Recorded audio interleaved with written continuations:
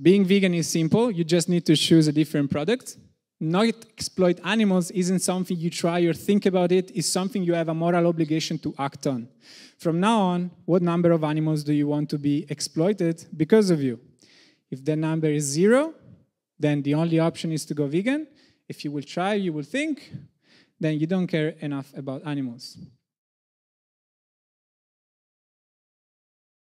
Hello, good afternoon. Thank you for being with us despite this terrible weather. We are happy to have you here. Thank you so much. Θα ξεκινήσω ευχαριστώντας το Ecover για την υποστήριξη της διερμηνείας στην ελληνική νοηματική. Τα προϊόντα καθαρισμού Ecover είναι vegan friendly και παράγονται από βιοδιασπώμενα συστατικά φυτικής προέλευσης. Η ομιλία που θα ακούσουμε έχει τίτλο Rewriting the Narrative, Debunking Veganism, Misconceptions and Embracing Activism. Θα μας το παρουσιάσει ο Στέφανο Ρινάλντο, ο οποίος είναι υπέρμαχος ακτιβιστής για τα δικαιώματα των ζώων και επίσης είναι προπονητής calisthenics για vegan άντρες. Στέφανο, the floor is yours. Hello.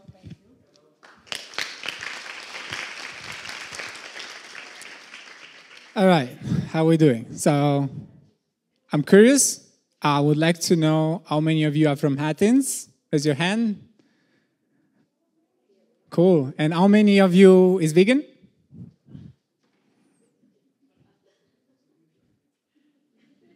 Shit, we have a problem. No, we don't. It's fine. All right. So, if you don't know me, that's me, Stefano Vegan Calisthenics. If you want to take a moment to follow me on Instagram, it's going to take a second. And then don't use your phone. So, I was born in 1994 in Naples, Italy. I left Italy when I was 19 years old by myself. I started my adventure in the UK, in Edinburgh. Then I lived in London, Chester, Barcelona, and now I've been living in Malaga, south of Spain, for the past 3 years. I've been on a plant-based diet since 2019, and I've been doing weekly animal rights street actions since 2021 for a total of more than 150 actions. I've been a coach since 2020, and I worked close to 300 vegan men, helping them build muscle with calisthenics. So today, we're going to talk about 3 main things: the animals, how I made the connection with animals and started to truly respect them. We're going to talk about veganism, how was my journey towards veganism and how I understood the true meaning of it. And then your favorite argument, where do you get your protein from? That's me and my mom. And we were all true vegan animal lovers when we were kids. Before 6 years old, we truly love animals. And I remember this scene. Actually, I don't remember. I saw a video of it. I was about 4 years old, and I was on the motorbike with my dad, and I was crying. And as soon as we enter our house, our home, I stopped immediately. And the reason why I stopped is because we had a dog called Layla, and she was sick, very sick, and she had a syringe. And she had a syringe, and so immediately I stopped worrying about whatever I was worrying about, probably nothing very serious, or maybe yes, maybe my father was going too fast with the motorbike, and I stopped, and that shows how naturally we love animals and empathize with them when we are kids.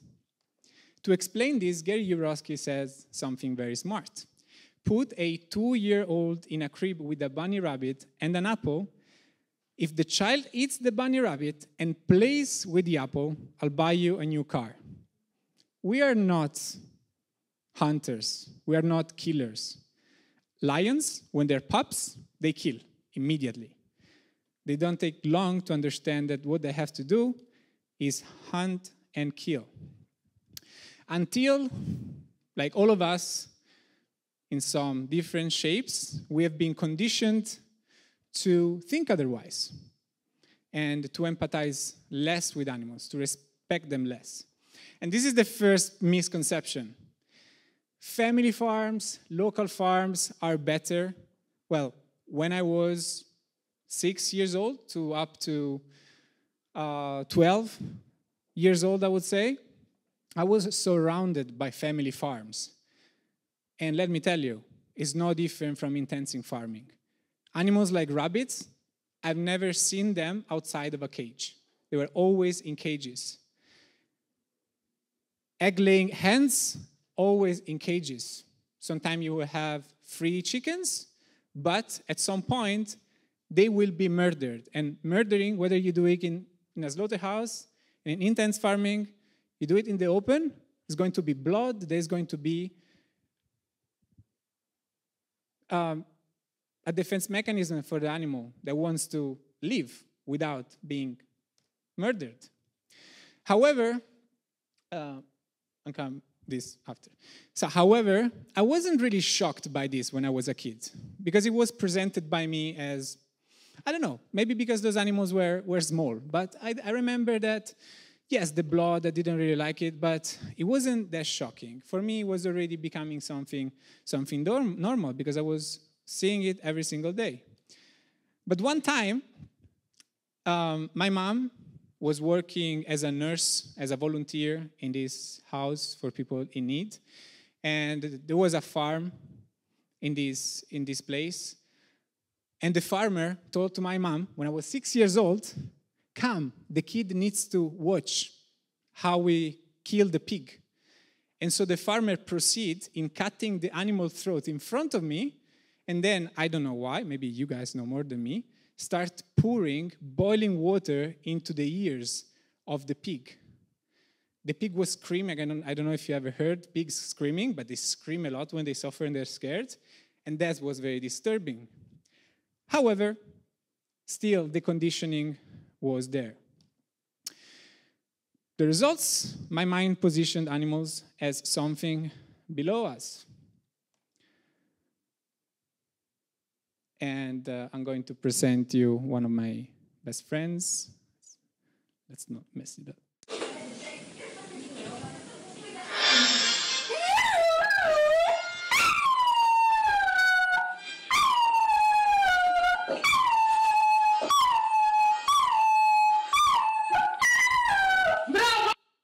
So that's DJ. DJ was singing every time he would listen to this. And me and DJ, we were like brothers, all right? He would sleep with me.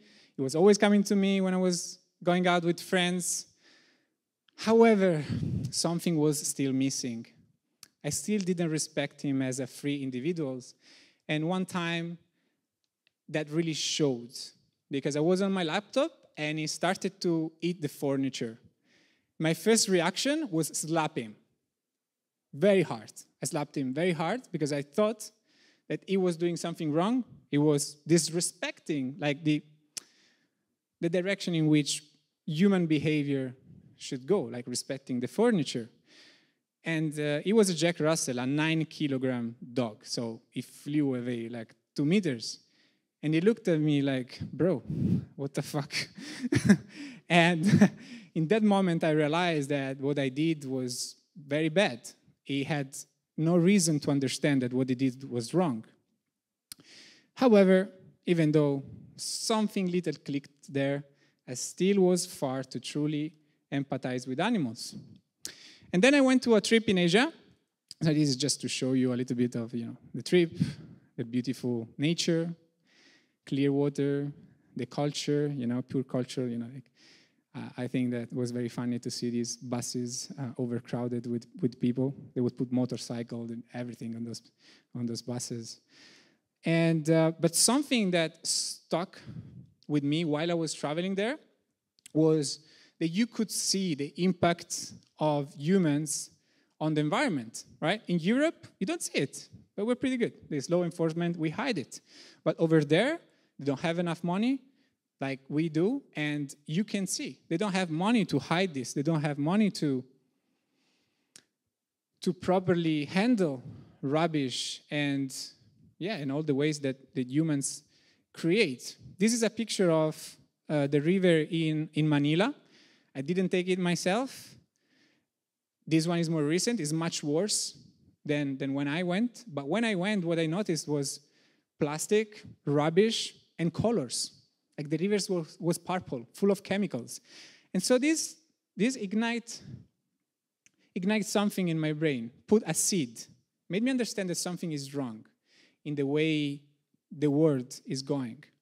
And like many that go to Asia, I had a food intoxication. So I went to Philippines, Laos, Thailand, and Cambodia. And while I was in Laos, I had food intoxication. And I had fever, diarrhea, very bad. So we couldn't move. Okay, we couldn't continue our trip. And I had this seed in mind. So I said, okay, let's research. Let's see what's happening with the waste and the environment. And I stumbled upon Cowspiracy. If you haven't watched Cowspiracy, you should watch Cowspiracy. And it shocked me to know the impact that animal products have on the environment. I'm going to read some stats from the movie that are the stats that most got me and made me realize that animal products wasn't something that I wanted to participate in. Even without fossil fuels, we will exceed our 565 gigatons CO2 limit by 2030, all from raising animals. Growing feed crops for livestock consumes 55% of water in the US. Livestock covers 45% of the Earth's total land. Animal agriculture is the leading cause of species extinction, ocean dead zones, water pollution, and habitat destruction. A farm with 2,500 dairy cows produces the same amount of waste as a city of 411,000 people. We could see fishless oceans by 2048. Animal agriculture is responsible for up to 91% of the Amazon destruction. 10,000 years ago, 99% of Zumas was wild animals. Today, humans and the animals that we raise as food make up 98% of the Zumas. 70 billion land farm animals are reared annually worldwide. More than 6 million animals are killed for food every hour. And as many as 2.7 trillion animals are pulled from the ocean every single year. Do you agree that those are crazy numbers? Yes, I didn't hear you. Good. So I went plant-based for the environment. Okay, I didn't want anything to do with it, and I just say, okay, I don't want to consume animal products. But I still didn't care about animals because the only thing I was attached to when it comes to taste really was seafood, prawns. And that's why I decided that once or twice per year, I would have seafood and prawns. I know, very weird decision, but yeah, literally only once or twice per year. The funny thing is that there was a dinner with my friends during New Year's Eve in which there was a vegetarian girl. And I explained, my position on veganism because I was calling myself a vegan. And I was wrong. However, I was calling myself a vegan, and this vegetarian was like, you cannot be vegan 364 days per year. I was like, in my mind, I was doing something for the environment. I was like, yes, if everyone would do what I do, well, the world would be better. The impact on the environment would be much lower, right? She didn't continue the conversation. So now, I would like to talk with this girl again because I think she knew something more than me. But she didn't want to have that conversation because it would have two outcomes. She either would present herself as an hypocrite, or she would have gone vegan on the spot. All right, so not easy to share this with you, but I think is an important part of this because I want to address another misconception that vegans are so natural empath, emotions, and super natural connection to animals. I am not. Yes, I'm a narcissist, all right? The fact that I admit it, it means that I'm getting better. But it's true. Obviously, I'm throwing a bomb, but this is not a therapy session. I just want to talk about some characteristics of it, which is the fact that for me it's harder to be emotional, and it's hard to empathize to other people's problem, right? I tend to think of more of my situation, and I tend to think about me. To give you an example, something that happened recently, we went to the beach with friends, and we randomly met this girl that she's an activist, she's vegan. She was pretty sad, and she didn't want to talk to us. She would just say hi from far, and she'd say hi from far. And then she came, said, I'm sorry, but I'm very sad because my dad died. And I told her, so you're sad? And she was like, yes, Stefano, I'm sad. And so I just find it a little hard. But that kind of started to improve when in 2021 with COVID, I lost all my clients because I was a personal trainer face-to-face. And I started to do my online thing. So veganism was still something important for me because of the environment. So since I was going online and creating my business online, and I was going to create content, I was like, okay, let's see what the vegans are doing, you know, the vegan activists. And I soon realized that they were not talking about environment or health. They were talking about the animals. And one thing, I lost a slide here. There was something about health. We don't have the previous speaker, but yeah, veganism is not a diet. And plant-based diet is a diet. But the thing is, when it comes to the health benefits of veganism, 15 years ago, it was just common sense that eating more fruit and vegetables was healthy. Like you go to a doctor at 50 or 60 years old, you have heart problem, the doctor tells you, reduce meat intake, reduce animal products, eat more fruit and vegetables, right? It was very simple. For some reason, now it's shocking when people start eating a diet that is only fruit and vegetables, right? So for me, to be honest, it was never really a big deal. It was always clear for me that it's possible to be healthy by eating the healthiest food on the planet, fruit and vegetables.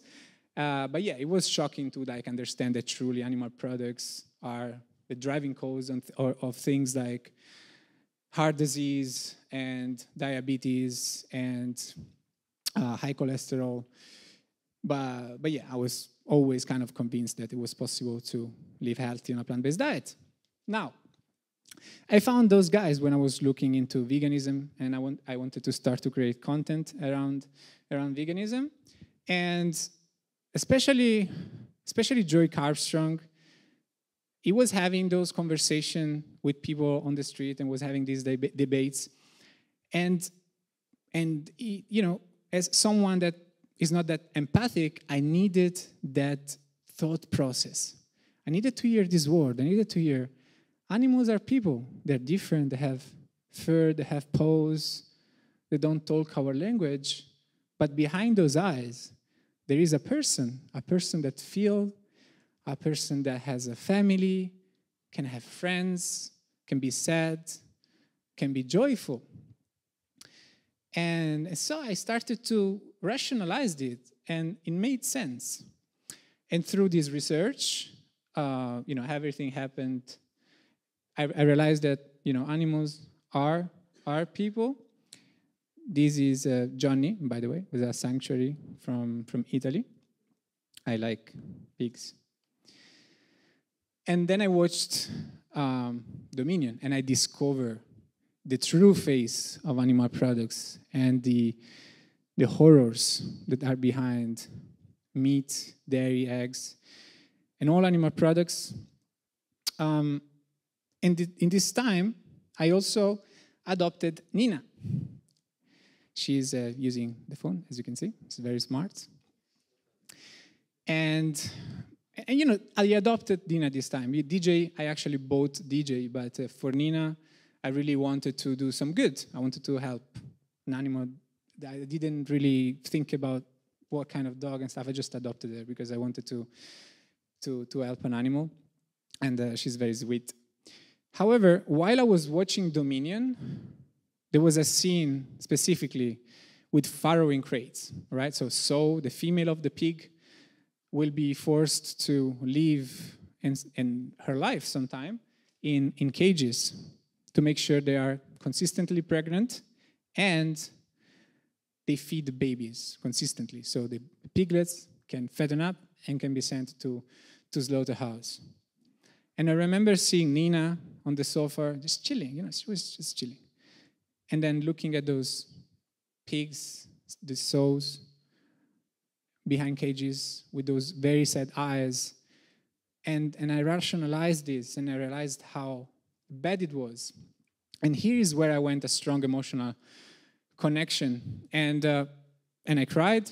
I cried for 3 days just watching these videos, and I cried. And every time I watched something new. And if you're wondering, weren't you a narcissist that doesn't really feel emotion?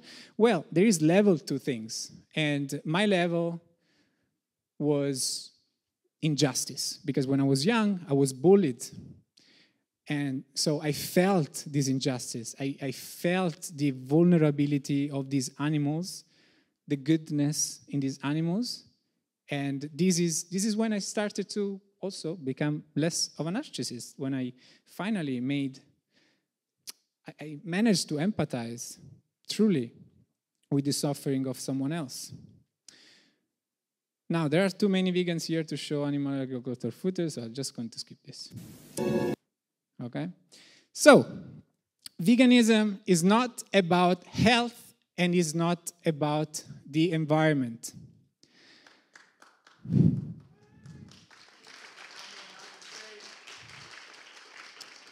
And I want to repeat after me, all right? Are you ready? Cool. I didn't hear you, actually. Are you ready? Yes.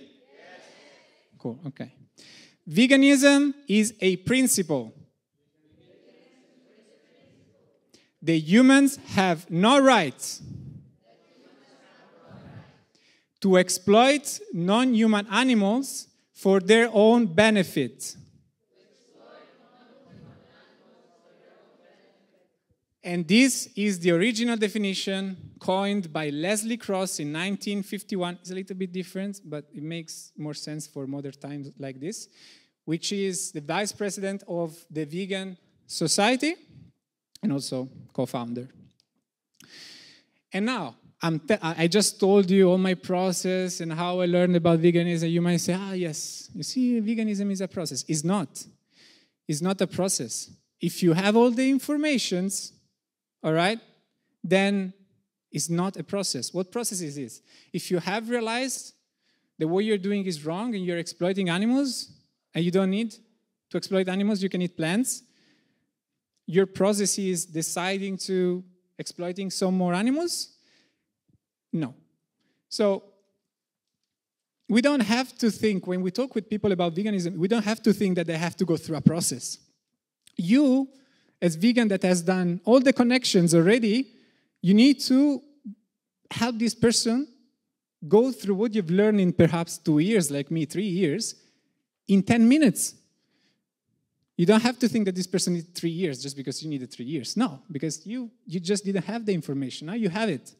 And you can share it directly to the person in front of you that is not vegan. How did I become an activist? So during this process, I actually also stumbled upon this guy, Paul Bashir.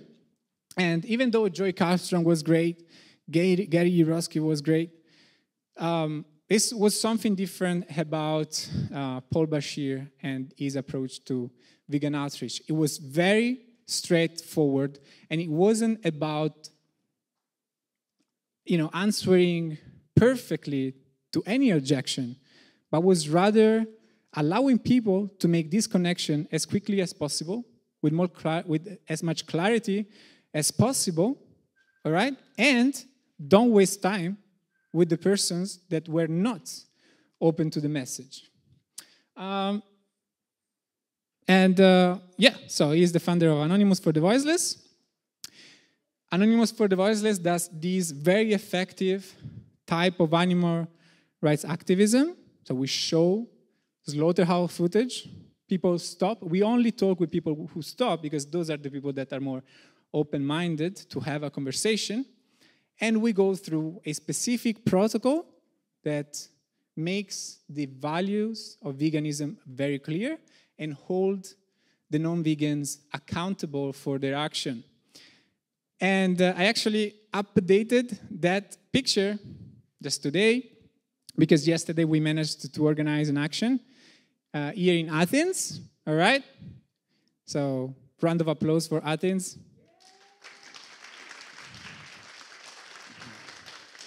So a lot of you are from Athens, so most of you are vegans, so get active, all right? You can come see me, I'll get you inside of the WhatsApp group. Do we have non-vegans? Raise your hand if you're not a vegan. Oh, that's good. We have someone. Cool. All right. So, can I have the non-vegans kind of close? No, it's fine. Just all right, so how do you feel about, animals? So this is what I need from you. Yeah, sorry. Raise your hand, please, the non-vegans. Cool, okay.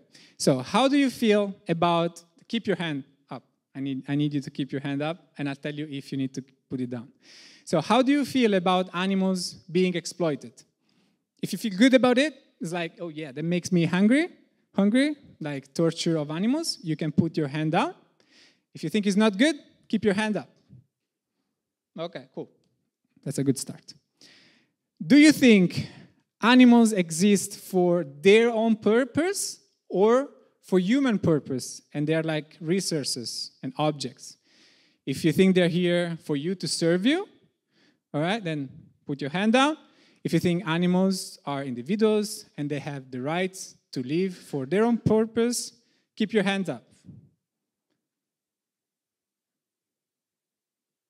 You think animals are objects? No, right? Show me your hand, come on.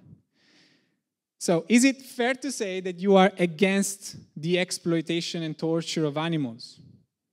No? You agree with the exploitation? Put your hand down. If you agree, so you're against animal exploitation, raise your hand. Okay. Do you think it's possible to be truly against animal exploitation if you consume products that exploit animals, such meat, dairy, and eggs? If it's yes, put your hand down. If no, raise your hand. Hand up. Hand up. It's incoherent, right? You think it's possible to exploit animals and be against animal exploitation? So again, veganism is the principle that humans have no right to exploit animals for a benefit. Do you agree? She agrees. Agree, okay. Non-vegans are doing good so far. So, is there anything stopping you from changing your habits and be vegan so you are no longer the reason animals are exploited to death? If your answer is no, great, good stuff. If the answer is yes and you think there's something stopping you, please stay with me. If the answer was yes, would you be okay with that excuse to justify exploiting you? Oh, I like ice cream too much, okay? Would it be a good excuse to exploiting you and torturing you? But lions, kill gazelles too. If that's your excuse, you are a troll, you can put your hand down. If no, it doesn't justify it to do it to animals, right? Keep your hand up. Are you still with me? So still with me, still with me. You're not with me? Are you still with me? Yes? Okay. If you were an animal being exploited for those products, how urgent would it be for you that people would go vegan? Oh, but bacon tastes good. Troll. Put your hand down. If you think very urgent, because animals are dying right now, right? Very urgent. Would it be urgent for you? You're kind of not very convinced, If you want to put your hand down, because You don't really respect animals? All right, cool. All right, the benefit number one of being vegan is that animals are no longer exploited to death because of you, and for you that you are no longer a hypocrite. Does it make sense? No vegan there? Make sense?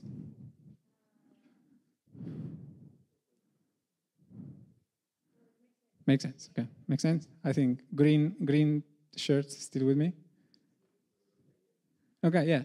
So if you're vegan, you're no longer a hypocrite because you say you are against animal exploitation, okay? But you don't participate anymore. So if you say you're against animal exploitation but participate in animal exploitation by not being vegan, right? You're a hypocrite. So you say something, you do something different is not hypocrisy?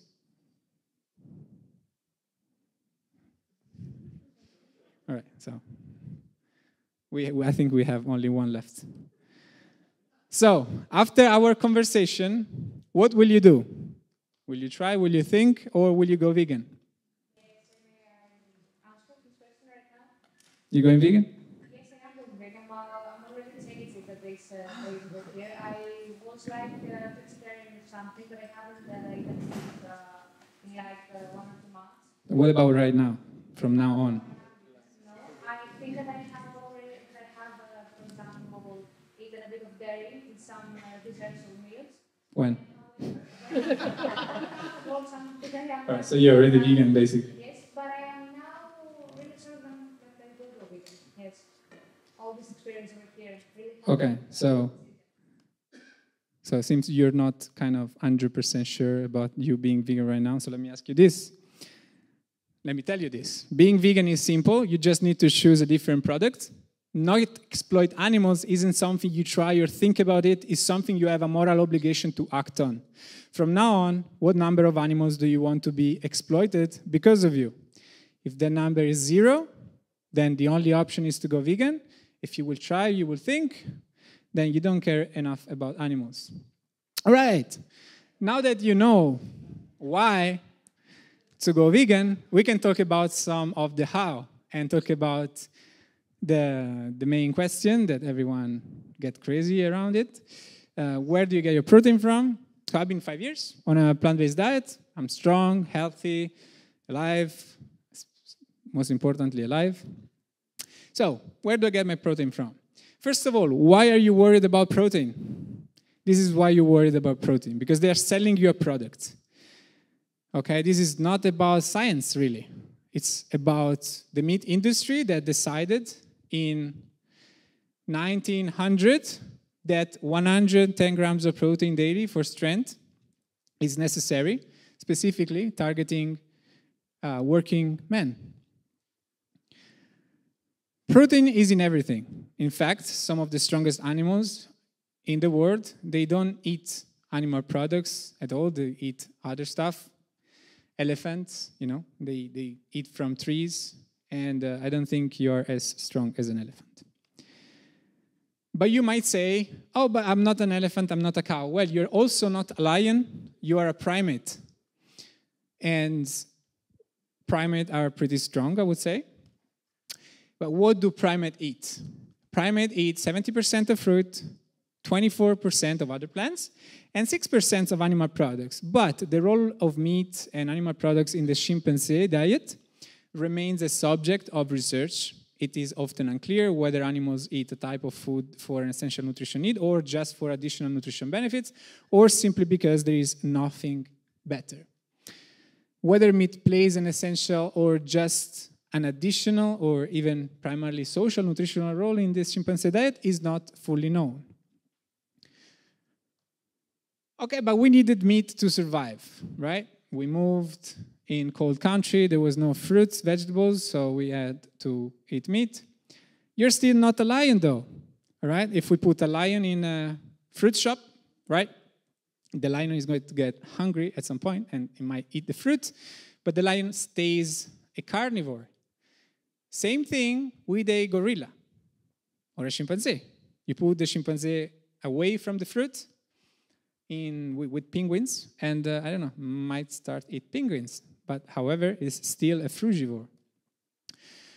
So likely science picked up with what the animal industry said about the 110 grams of protein per day, and they come to the conclusion that 0.8 gram of protein per kilogram of your ideal weight is what you need to be a healthy individual. For a 70 kilogram male is 56 grams, and for a 60 kilogram female is 48 grams. Here are some examples. I'm not necessarily going to read them all to get 60 grams of protein. 2 kilograms of spinach, 600 calories. 250 grams of raw lentils, 750 calories. 800 grams of rice, 2,800 calories. 500 grams of oatmeal, 1,700 calories. 320 grams of cashew nuts, 1,900 calories. 7.5 kilograms of bananas,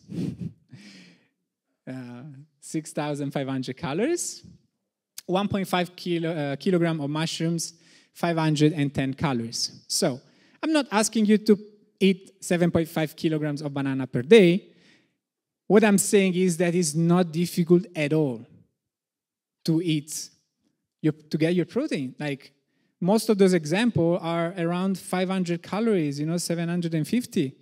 You're going to eat daily at least 2,500 calories. If you eat a variety of plant food, you're fine. Just do not worry about protein. Just eat whole plant food, eat a variety of them, and you're good. And also, they made you think that protein is what builds muscle, right? I want to build muscle, I need the protein shake. Well, protein doesn't build muscle because everyone eats enough protein. More protein than me. I eat 80 grams of protein per day. And you probably eat more, especially if you're eating like fake meats, for example. I eat a lot of fruit, so automatically I eat less protein. However, you're not as muscular as me. So why? You don't get strong by eating protein and watching Netflix. All right? You need strength training. All right? Any type of strength training. You need weights, body weights, CrossFit. I don't like CrossFit, but if you want to do CrossFit, it's okay. And also, you don't even have to do this specific strength training in order to build muscle, really. There is a lot of athletes that are muscular and have developed muscles because of the sport they do, because they're using their muscle and they are exerting power. However, another misconception that people have when it comes to building muscle and getting stronger is that if I do a push-up, then I'm going to grow my chest. And that is kind of right, but is also wrong. The real way you get stronger is not by doing the exercise, but is getting stronger over time in that exercise. For example, if you do knee push-ups, okay, it's one step.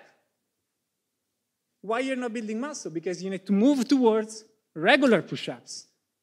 Once you have developed strength enough to be proficient on them, you move toward a different variation. We are going to the side, okay? And then we keep making this progression. Now we can work on clapped push-up. And then we can go on the back.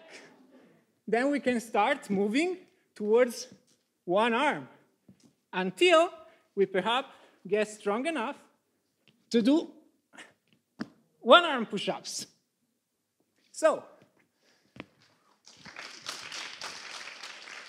the reason you don't build muscle or you don't have muscle is not because you need to focus more on protein. It's because, for now, you're not as strong as me. So, you can go to my Instagram, and in the link that you will find in the description, you will find my free guide with nutrition guidelines, training plan. All you need to get started with building muscle with calisthenics. I think we're done.